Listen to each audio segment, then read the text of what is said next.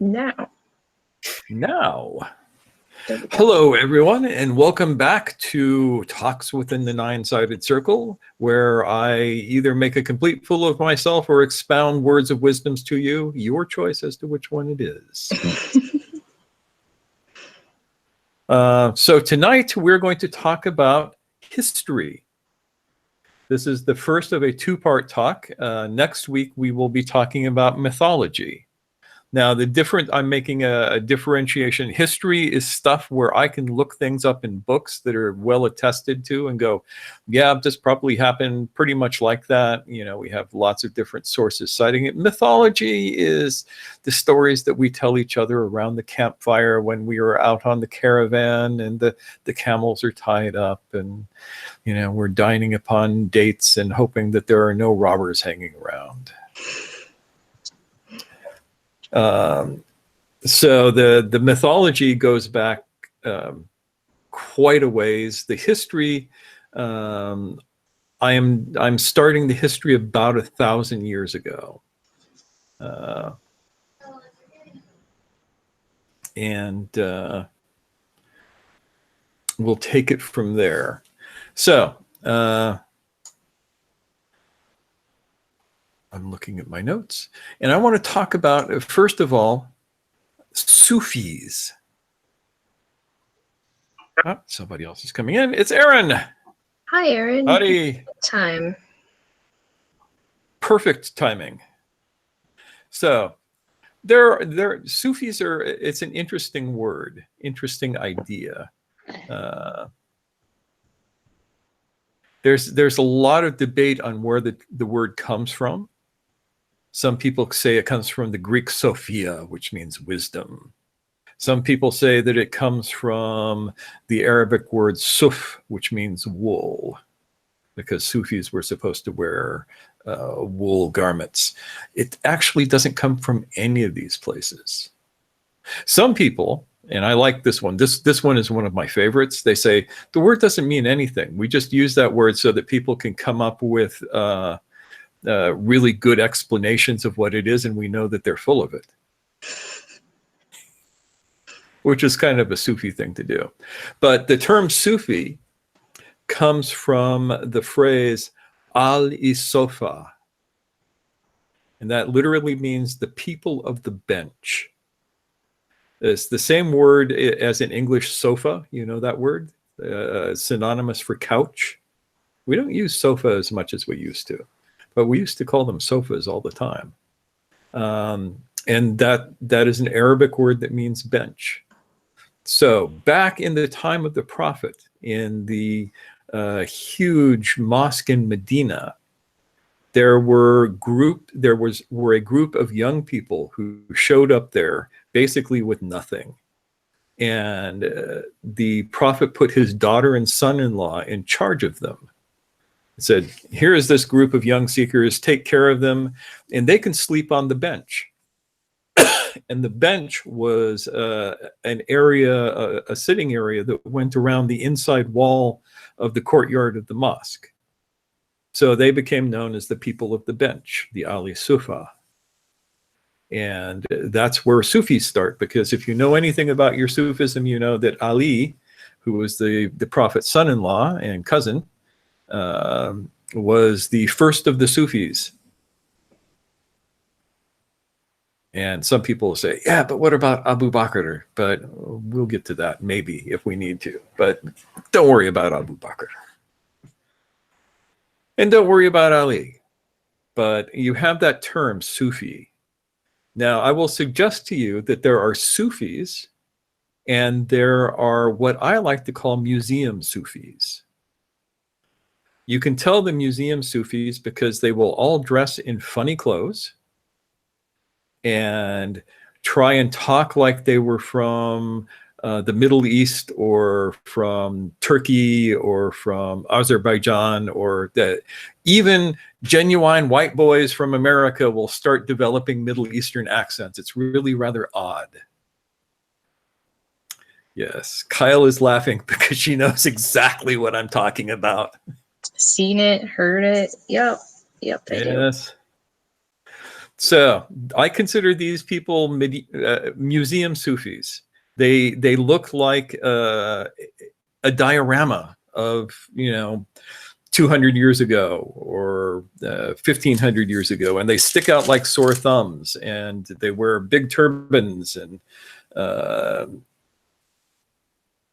this is not the Sufi way, Ralph.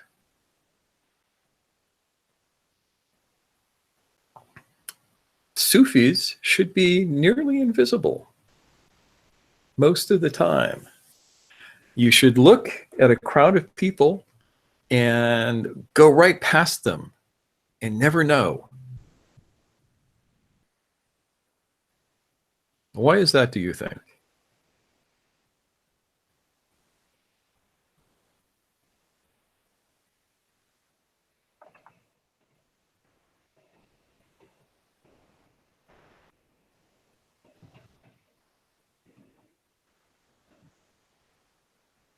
Nancy says they aren't doing anything extra. Dave says because it is about internal cultivation. Both of those are correct. The one thing that you don't want to do is paint a big sign on yourself, because that leads to egoism. That leads to you going, oh, look at me. I am following the Sunnah of the Prophet by dressing like a 19th century Turk.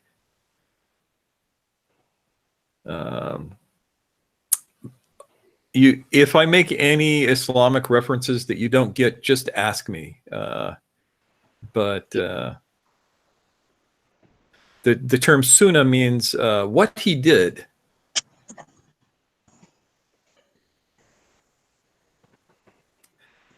So, all that being as it is, about 1,000 years ago,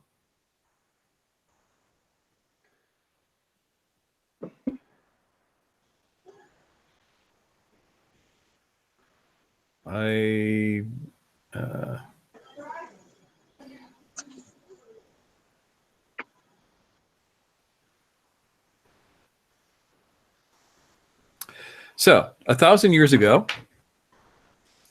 thereabouts, in the area of Hamadan. Hamadan is in Iran now. A fellow kind of came on the scene by the name of Yusuf, and he was known as Yusuf Hamadani. He had a much longer name. He was probably Iranian, though he was described as having blonde hair and blue eyes, so he may have come from further north.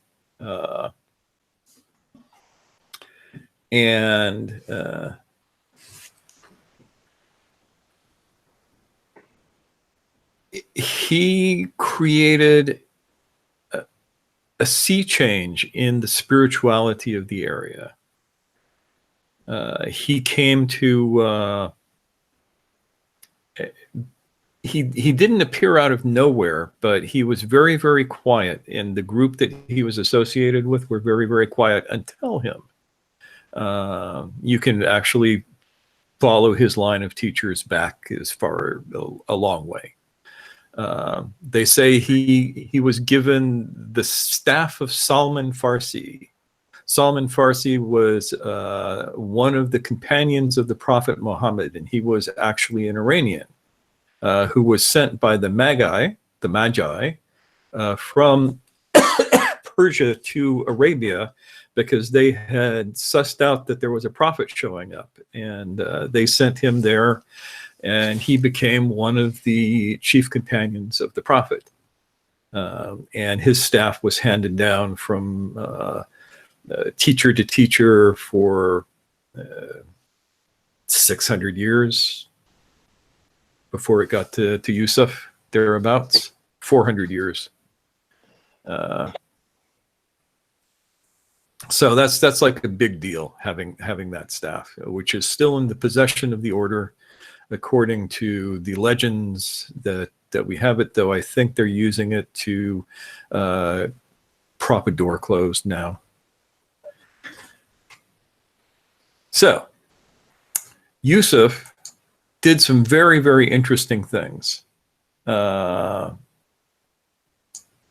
He began teaching people in the area of Hamadan when he was about 35, which is very, very young for this sort of thing. So he was sort of a prodigy. And at a certain point, he and his 11 closest students moved from Hamadan to Samarkand, which is way up in Central Asia.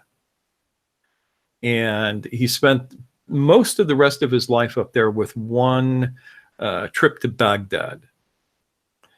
So he gets there and he gets his 12th student, who was a guy by the name of Ahmed Yesevi, who's a Turk. He was the first of the Turkish students of Yusuf. And Yusuf spends 40 years teaching, training people, living a very ascetic life, traditionally not having anything to do with politicians or kings or anything like that, staying completely away from them, and yet having a very powerful influence over the area. And what he taught was fundamentally different than what you find elsewhere. Now, for those of you who know that area, this is the area that Gurdjieff grew up in. And the tradition of Yusuf Hamadani has been there unbroken virtually for up until Gurdjieff's lifetime. And especially Ahmed Yesevi, who was the 12th student of Hamadani. Yesevi means the guy from Yassi. Yassi is a town near Tashkent, what is now called Tashkent. Tashkent is where Gurdjieff grew up. And we will get to why that might be important later. So, one of the things that Hamadani introduces that is very, very radical is a completely new way of looking at the progression along the path. Before him, you had this basic idea that, well, if you're a Muslim, you're going to go to paradise, right? You've said the magic words, you're following the rules, so you get to go to paradise. And if you do your Sufi practice, you get some extra rewards. That was Sufism for the masses back then. Hamadani introduced a whole new concept. He introduced the concept of what we call itlaq. Itlaq means liberation. And it is exactly equivalent to the Sanskrit moksha, which is basically liberation from the wheel of karma, liberation from samsara, the world of illusion, which, as far as I can tell, nobody was talking about before him. Not publicly, anyway.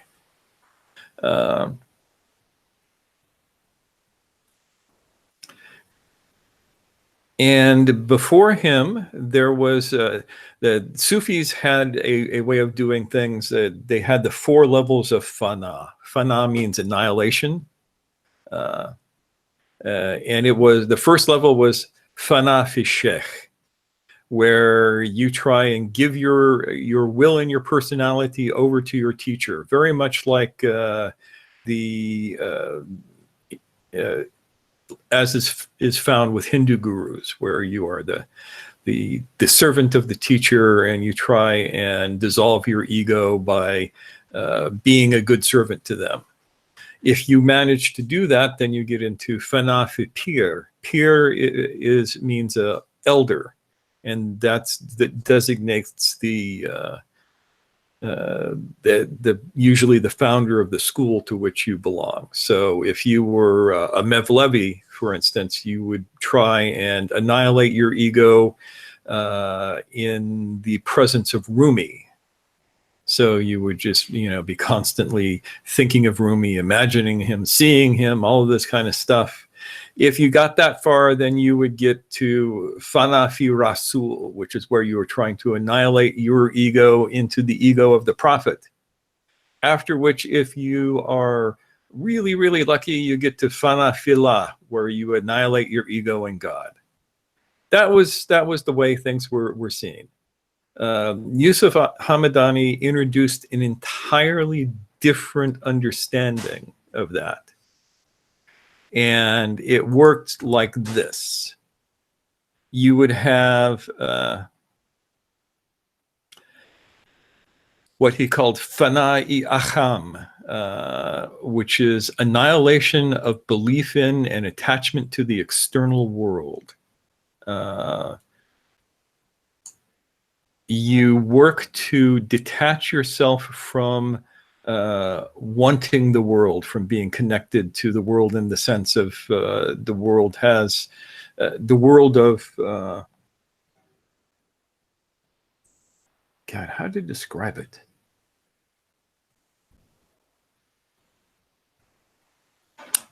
I'll have to get political. So we have Donald Trump. Donald Trump is an archetype for the kind of world we're talking about, where everything is about what you have, your possessions, your position in the world, your status, how many women you get to go out with, all of this kind of stuff. All of the trappings that we think of as being important, what is your job? What is, where are you in the community? All of this kind of stuff. When you look at that, kind of like the annihilation of prestige, that's a big part of it. That's a very good way of saying that. I'm going to steal that from you because I like that. File off the serial number, is given a new paint job. Say, it's a Sufi thing. So the annihilation of prestige and the annihilation of the desire for prestige, the annihilation for the desire for that Mercedes-Benz, for that hot trophy wife or hot trophy husband, or all of these things, which put you in a position where you can actually do some work because you're not pulled towards that anymore. And that gets you to the second level, which is Fana fi Aful. Aful means doings. And it's the annihilation of attachment to your own inner world, to just as you have the outer world with all of the objects that you desire, you have the inner world with all of the objects of it that you are fixated upon and think about all the time. And that's sort of like the internal prestige. So in a certain sense, it's the annihilation of your constructed self-image and the constructed image of the world. And that's considerably harder. But if you manage it, then you get to Fana fi Sifat.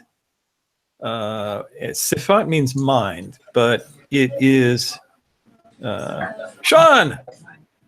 Oh my God! Hello, Sean! So, annihilation of mind is literally the annihilation at the level of linguistic abstraction, is how I like to say it. The talking to yourself in your head, the constant description of the world that holds the world in place.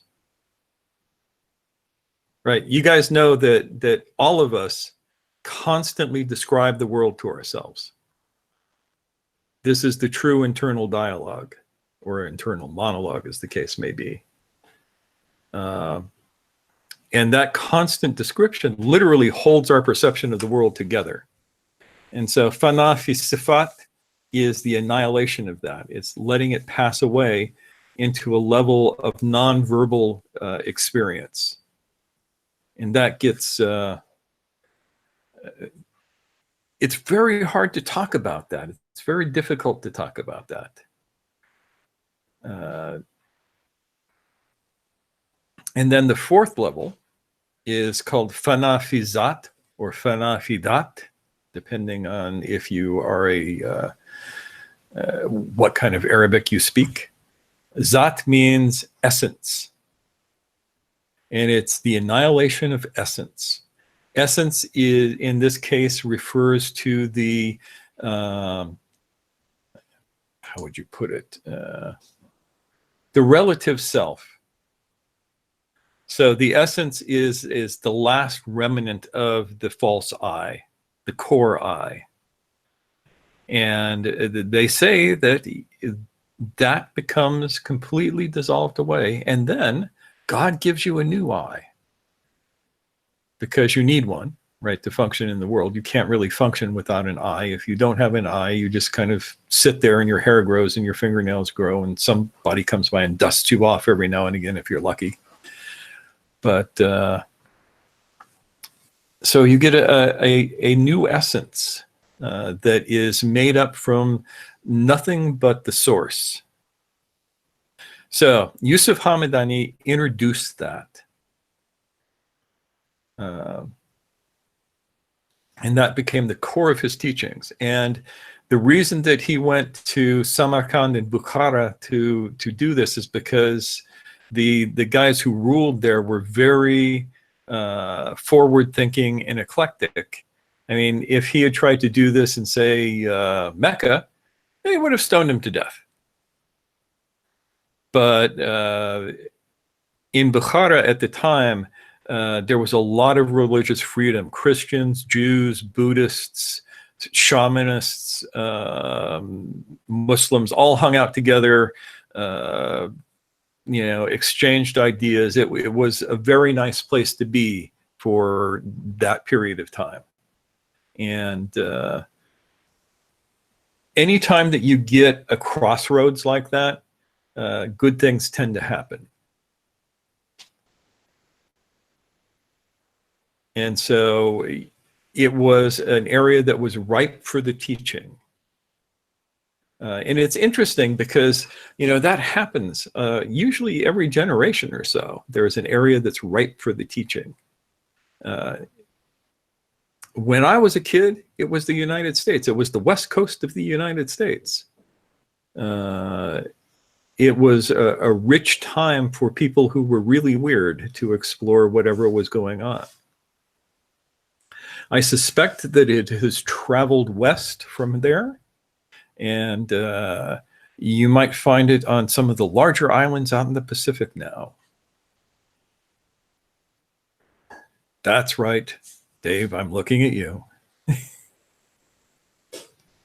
Yeah, for some reason, Australia seems to be going through this weird spiritual renaissance at the moment. Who would have thunk it? Yeah. Because if you're American, the only thing you know about Australia is Crocodile Dundee and kangaroos.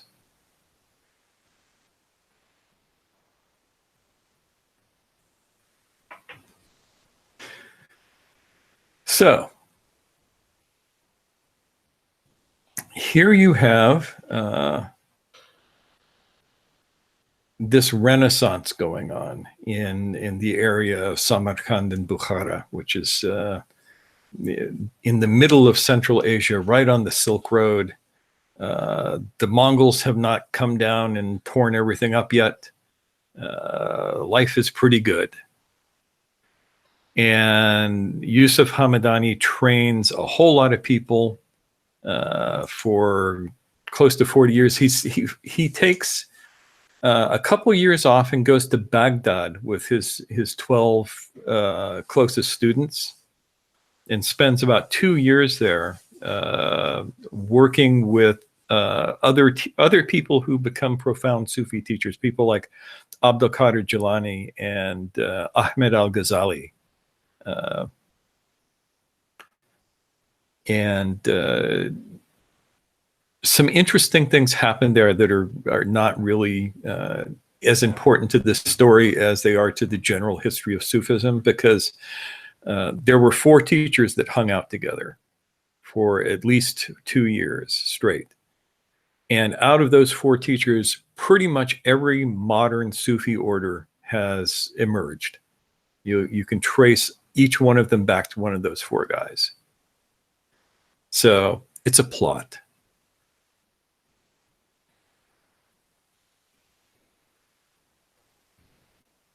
So Yusuf Hamadani does his teachings. They're very successful. And then he dies.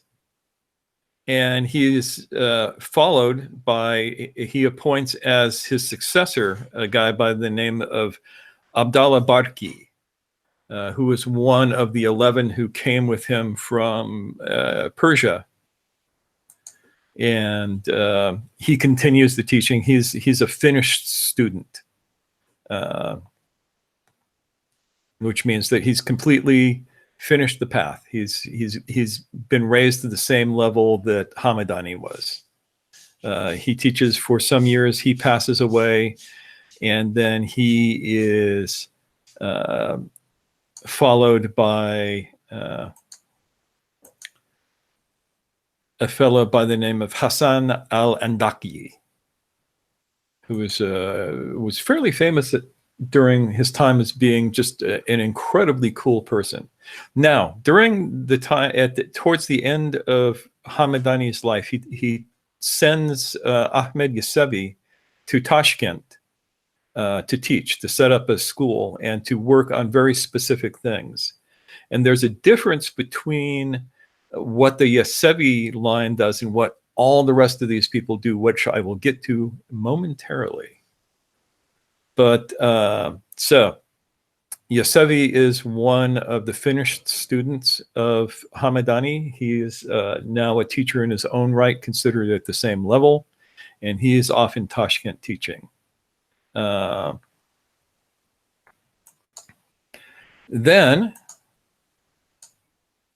Andaki dies, and there is nobody to follow him because the rest of the students are not finished yet. So they send to Tashkent and get Ahmed Yasevi to come and take the leadership of the group. The group, by the way, are known as the Khwajagan, or Khojas. That means the usually translates as master. It's an honorific title that was reserved for a certain class of scholar, and was sort of transformed for these guys. So these are the Khwajagan, the masters, not masters of anybody, but just masters of themselves. So Ahmed Yasevi comes back for the express purpose of taking one of the remaining 12 who has not been a finished student yet and raising him to the point where he can take over. And this was a very famous guy who's known as Abdulkhalik Gujjavani. I can barely pronounce his last name. And after 3 years of training him and raising him to the level of being finished, bringing him to the state of Fana Fidat, he gives the order over to him and then returns to Tashkent, where he lives for the rest of his life. Now, the difference between what the main group in Samarkand is doing and what Yasevi's group in Tashkent is doing is Yasevi. Now, Ahmed Yasevi was trained by a fellow by the name of Baba Arslan, which means daddy lion in Turkish. And he was an alchemist and magician and shamanist. And he trained Yasevi to the age of 27. And when he was on his deathbed, he ordered Yosevi to go and find Yusuf Hamadani and put himself in his service. So Yosevi started out with a very different training. He was an expert in the sacred dance and physical exercise and martial arts and music. And at his center in Tashkent, all of these things were addressed as part of the path. And they were not part of the path in the main line. So when you start talking about things like the Gurdjieff movements, this is a probable origin of them. He spent a lot of time, Yosevi spent a lot of time training people in this. And he lived to be 120 and taught till the last day of his life. So it definitely gave enough time to really get that worked out. So at that time, Abdul Khalik took over the main line, and Yosevi basically took the teachings into retreat. He wasn't out there in the world. The main line of this group was very much in the world at this point. And they worked to, social justice was a big thing with them. And so they worked to make life better for the poor and the indigent, building hospitals and feeding people who were starving and that sort of thing, and working to use their influence to get the rich folks to not be quite as dickish about being rich, and get the kings to not be quite so mean to their people, and all of this kind of stuff. And at the same time, having some very, very strict rules for themselves. One rule is that you always had to have a job. This is something that, how should I put this?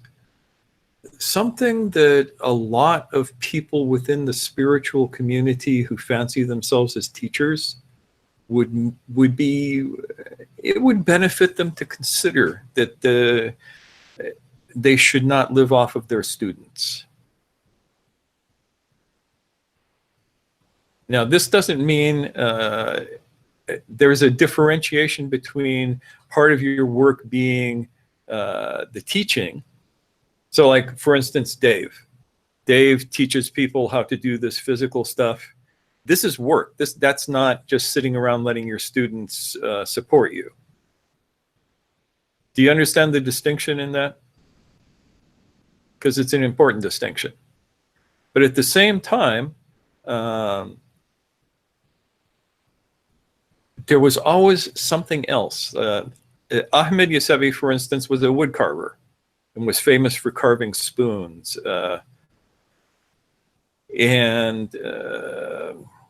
Andaki was a weaver. He had a loom going his entire life. So they would make money and take what they needed from that and use any donations for their community as opposed to their own personal enrichment, if that makes sense.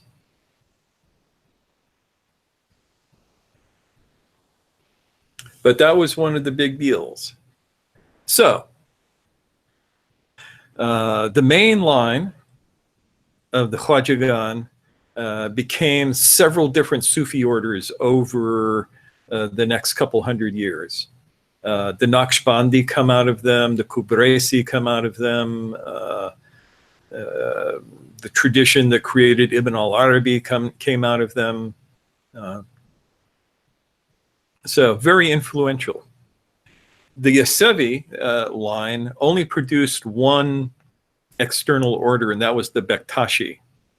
Though one cannot minimize their importance, because the Bektashi were um, a lot of things. One of which was the Bektashi almost invented the concept of working for social justice. That was a big thrust of their teaching. Plus, they were utterly devoted to equality between the sexes, which we don't think is such a big deal now. But then think about Turkey in the 12th, 13th, and 14th centuries, and the Middle East in general back in those times. And we're not talking about a place where men and women were equal. But within the Bektashi order, men and women were in fact equal. And women were often the leaders as opposed to the men. It was a toss-up who would be the head person in any given group. My teacher was sent to train with a Bektashi couple who were healers, and they had their own circle, and the woman was the leader of the circle, not her husband, which my teacher found strange and unusual for a couple of years until he pulled his head out of his ass on that subject.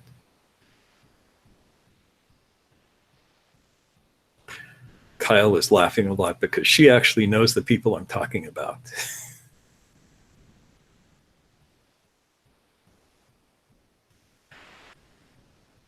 So, now what happened though with the Yesevi is they broke into two groups. And they go by two designations. The first group we would call the Gizli Yesevi. Gizli means hidden or secret or concealed. This is your classic Gurdjieff goes to the monastery group that's high in the mountains and far away from everybody and completely cut off from the world and incredibly difficult to get to. That's this group. Only they aren't in the mountains anymore. But their job was to preserve the teaching. So they stayed away from people. You would find them back in those days in the Altai Mountains, in the Caucasus, in the Hindu Kush. They liked mountains because mountains are, before the advent of airplanes and bombs, were pretty inaccessible. So you would go high up into places where you could be far away from everybody and just have a place to work and be. Or if you were in the city, you would look like maybe a carpet merchant.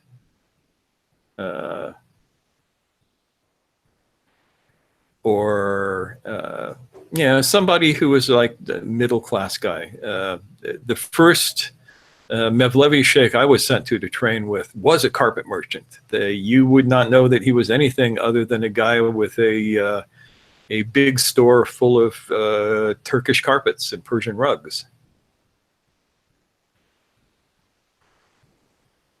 The outer group, yes, is the Gochebe. Gochebe means a wanderer or a nomad, a person of no fixed abode.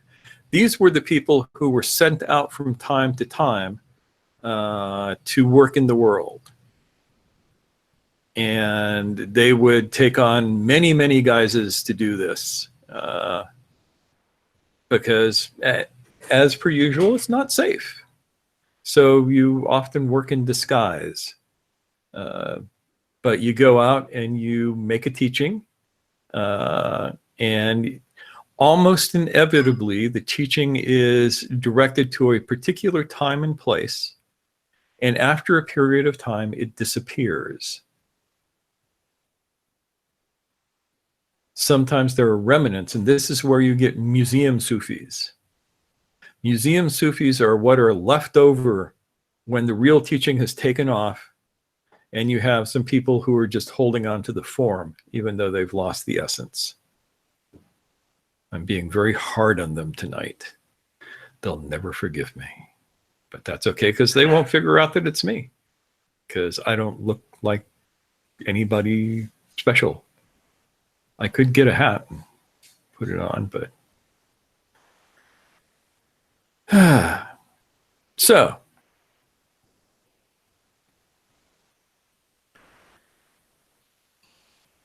now, while the main group of the Khwajagan were working on one particular thing, which is organizing some very important stuff. During the time of Bahauddin Naqshband, who was one of the last of the teachers directly connected with this, the bubonic plague was running through the area, and his group, his teachers at the time, sent all of their students out to minister to the sick, and to literally to go out and clean the streets. He gave them the order, make the town clean. So they were out picking up trash, removing garbage, which, removed the food for the rats who had been coming in and were putting the plague around, and, all of that kind of stuff. So things like that. So that line was doing that. The Yesevi were being very, very quiet, tucked away in little nooks and crannies, training people at a much lower rate, and then sending them out from when it was required. The idea for required is that there are times in the evolution of mankind where a little nudge is needed here or there. I'll give you one example, which is the troubadours. Y'all know what the troubadours are, right? They're these guys who played lutes and sang songs, but they were more than that. The troubadours were connected with what were called the courts of love. Any of y'all familiar with the courts of love? No? Okay. Who here knows who Eleanor of Aquitaine was? One person. Vivian, I would not be surprised that you knew who she was. How about the rest of you? Eleanor of Aquitaine. Okay, Eleanor of Aquitaine was the wife to 2 kings. She was the mother of Richard the Lionheart. And she founded the courts of love in Aquitaine. She was raised in the Middle East. Her family was one of the Crusader families who actually had holdings in the Middle East, and she was trained. She spoke perfect Arabic and perfect Aramaic, and was heavily influenced by the spiritual teachers of the time around her, who were all these crazy Sufi guys. So she comes back to Europe and she creates the courts of love, where she begins to teach people how to actually have relationships with each other, and how to do these things like honor and respect women as opposed to treating them like chattel. How to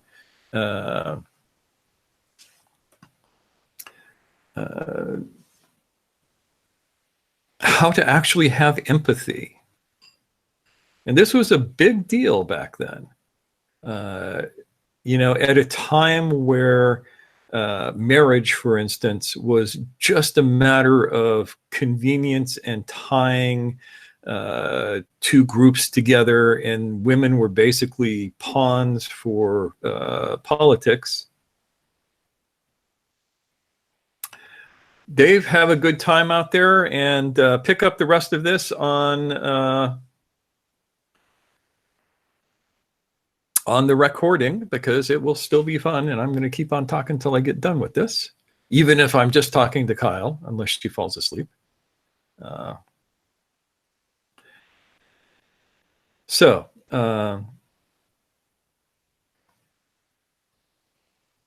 instead of that, Instead of the, oh, you have a daughter, use her as a political piece and move her over to this person who she's never met and marry her to them. Eleanor began creating this idea of a kind of spiritual connection between people. And it is something that profoundly affected all of Europe, to the point where now we can't even imagine people getting married unless they have met and fallen in love with each other, right? Which at that time was unheard of. It was like, it was a meaningless concept.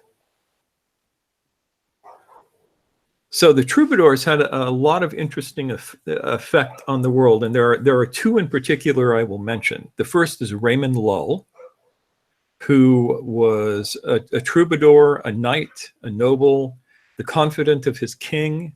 Again, he was from Majorca, and he spoke perfect Arabic and perfect Aramaic.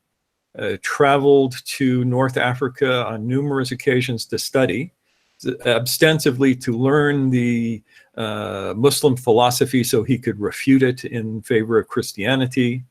He is now known as the Blessed Raymond Lull. So the church has elevated him.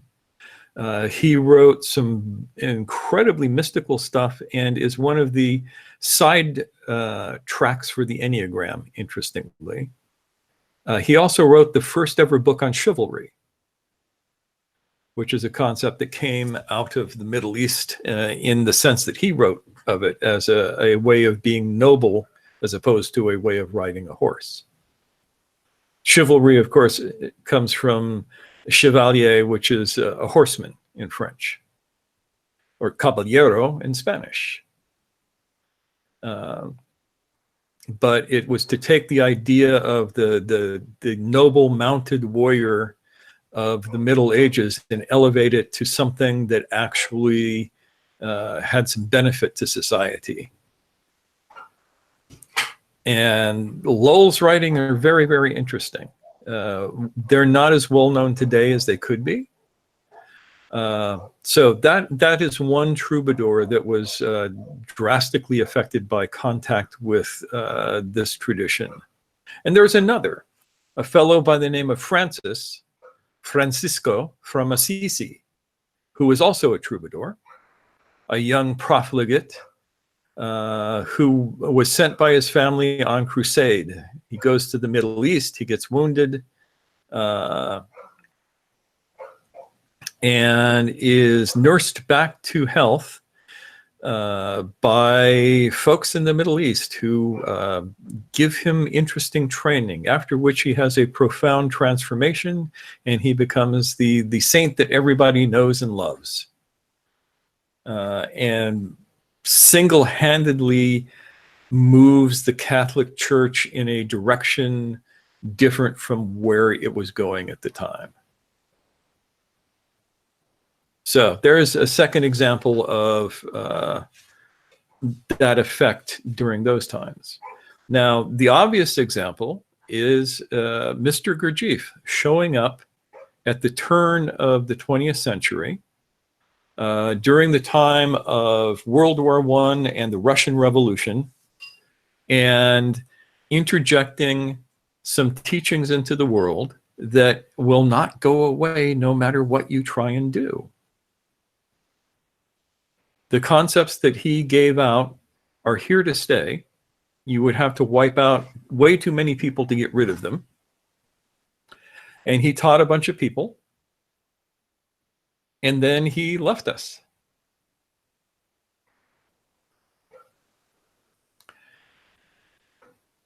And so that's the tradition that I come out of, and that a majority of this teaching is coming from, is the teaching of the nomad Yasevi, those of us who have no fixed abode and who wander the earth.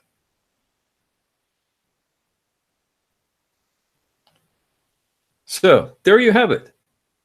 The first part of the story. That is the a good place to start the story, because like I said, this is historical. You can take these names, you can go back, you can read about the lives of these people. They're pretty well attested, as opposed to being mythological. Next week, we'll get into the mythological, which is much more fun in some ways, because we can talk about the priest kings of ancient Sumer and the semicircle of Pythagoras and all of this kind of stuff. So, questions. Feel free to turn your mics back on and ask me anything. Or ask me nothing, in which case I'll go have dinner. Or you can type if you'd rather.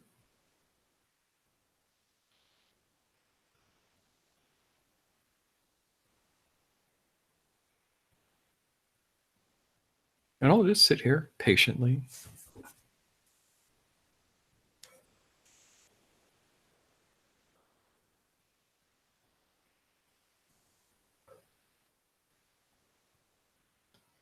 Sean, you look like you have a question. Either that or you have indigestion, one or the two.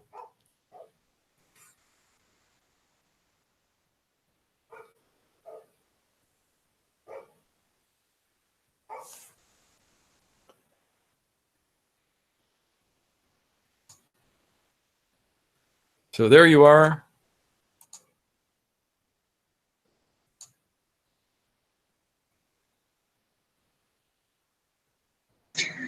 Sean says, I've come across the term subvocalization. Is this generally the same idea as fana sifat?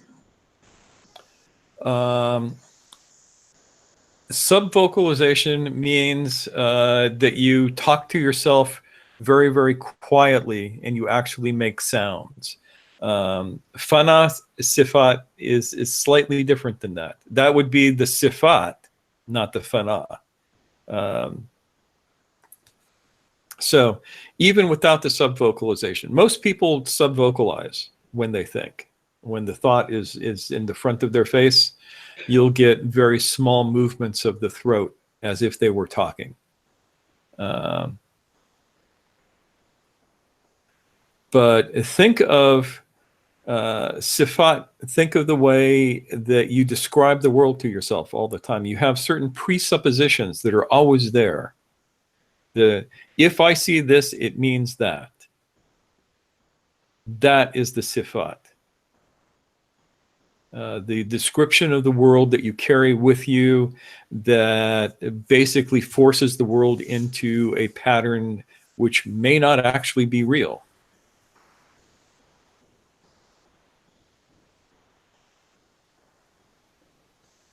So you know people who well, for instance, the world is always a terrible place. Their cup is always half empty. They are constantly sorting for what is going wrong. You've met a person like that somewhere in your life. That would be their sifat. That would be their constant. Yes, it is best to stay away from those people because they are a real downer. But there's a lot of them out there, and they constantly keep their world in that shape by the way they talk to themselves about it. And then you've met other people who have a very bright outlook on life. The world is good. The world is a happy place. Their cup is half full. It's the same exact world, right? It's just how they describe it to themselves. The thing is that each description is equally illusionary. Mm. One is more fun than the other.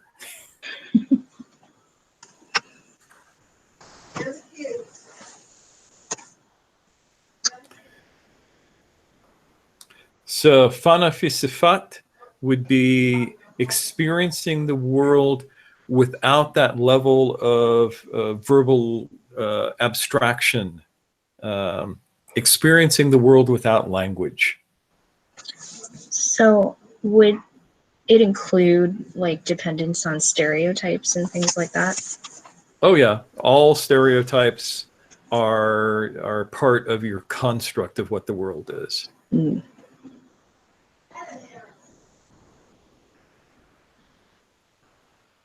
Yeah.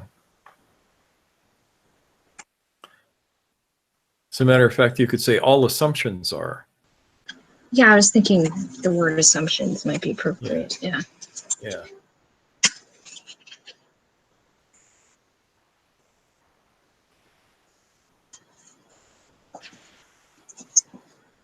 So does that make sense?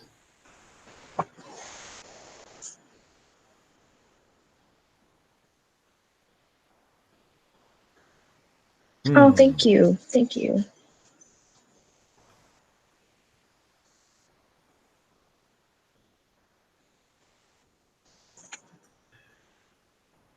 So Sean, you have more questions about that? Are we still sorting it out? You always have good questions, so kick them out there if you got them.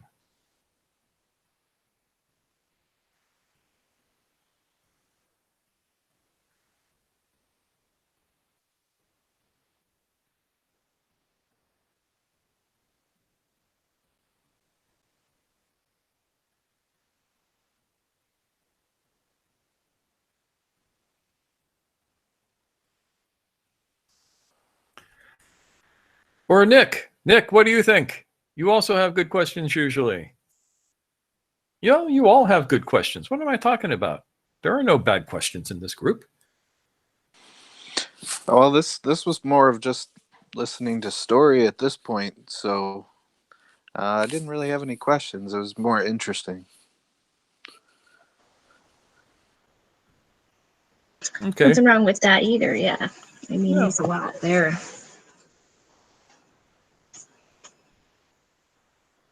Oh, I'm just thinking about my stereotyped reaction to telemarketers. Yes. You know, do I have to access quite that much anger? Yeah, what if, and I have tried this and it produces some really interesting effects. I have, for the last couple of years, made it a point of being incredibly nice to telemarketers and door-to-door salesmen and all of this sort of obnoxious group. Just because it freaks them out.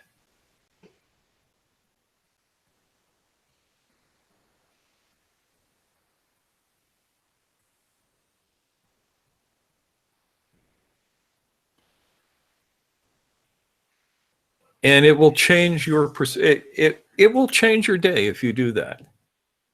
Yeah, so imagine somebody rings up and says, "Hi, I'd like to tell you about this opportunity that I have for you to buy this incredibly worthless thing for way too much money." And you stop and you think, this person is probably desperate.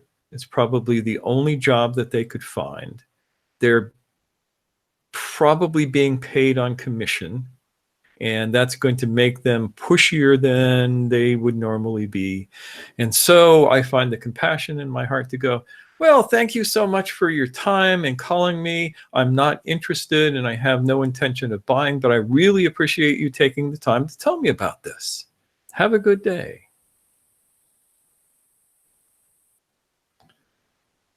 And then they're usually flabbergasted at that point.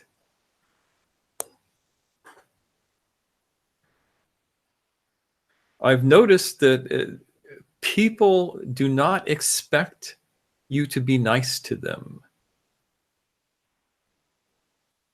And sometimes it has really nice side effects.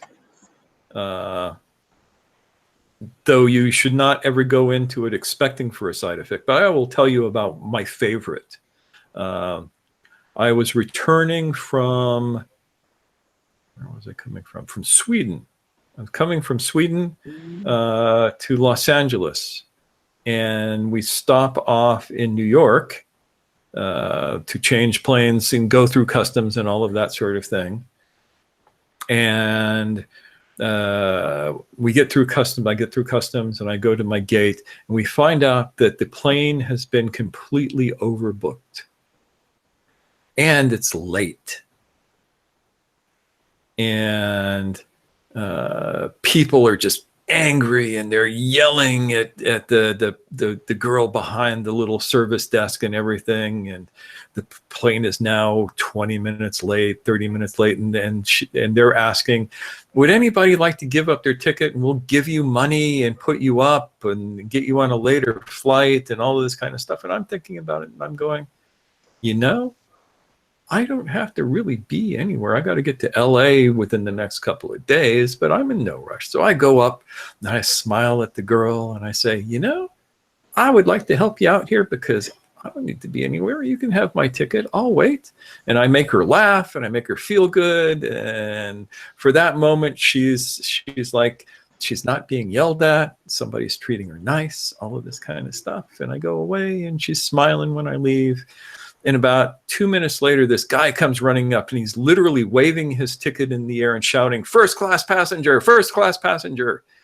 And he's like a half an hour late to the flight.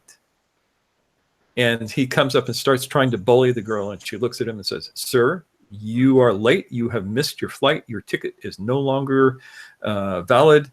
Go over there and sit down. And if you're lucky, I'll find you something on a later flight. And she takes his ticket. 5 minutes after that, I hear my name called. And I go up and it's this girl. And she says, you know, a seat just opened up in first class. And I'd like to have it. Cute. And that's just an example of good karma. I wasn't expecting it. If I had expected something like that, I probably wouldn't have got it. But just making somebody's life a little bit nicer makes all the difference in the world.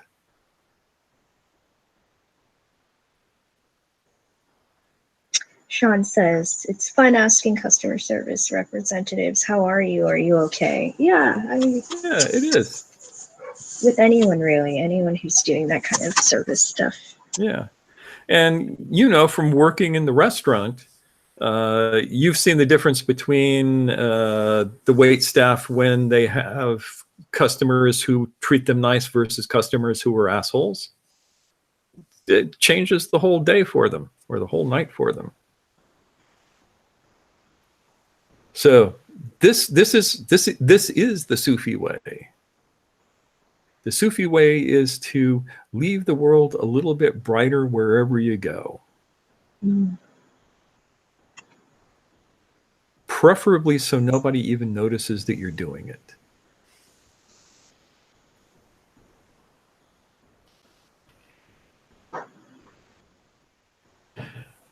All right. Well, we have come to the end of our hour.